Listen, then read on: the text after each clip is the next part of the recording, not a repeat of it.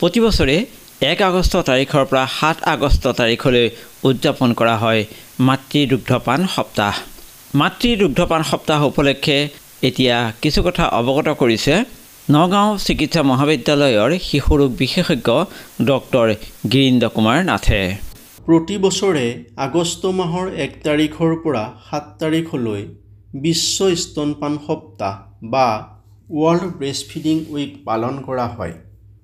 ইয়াৰ লক্ষ্য আৰু উদ্দেশ্য হৈছে সমগ্ৰ বিশ্বতে স্তনপান বা মাতৃ দুগ্ধপানৰ উপকাৰিতা আৰু প্ৰয়োজনীয়তাৰ বিষয়ে সকলো শ্ৰেণীৰ লোককে সজাগ কৰা আৰু স্তনপানৰ প্ৰচাৰ আৰু প্ৰসাৰৰ কাৰণে কাম কৰা।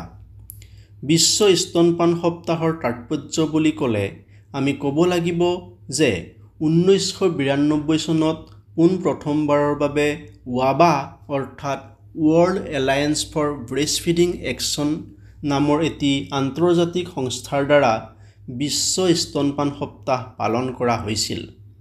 তেতিয়াৰ পৰাই প্ৰতি বছৰে ইউনিচেফ আৰু WHO বা বিশ্ব স্বাস্থ্য সংস্থাৰ পৃষ্ঠপোষকতাত আৰু ব্ৰেষ্টফিডিং প্ৰমোশ্যন নেটৱৰ্ক অফ ইণ্ডিয়া চমুকৈ BPNI যিটো হৈছে ভাৰতৰ বাবে স্তনপানৰ সৰ্বোচ্চ জাতীয় সংগঠন, ইয়াৰ প্ৰত্যক্ষ সহযোগিতাত 1 আগষ্টৰ পৰা 7 আগষ্টলৈ বিশ্ব স্তনপান সপ্তাহ পালন কৰা হৈ আহিছে।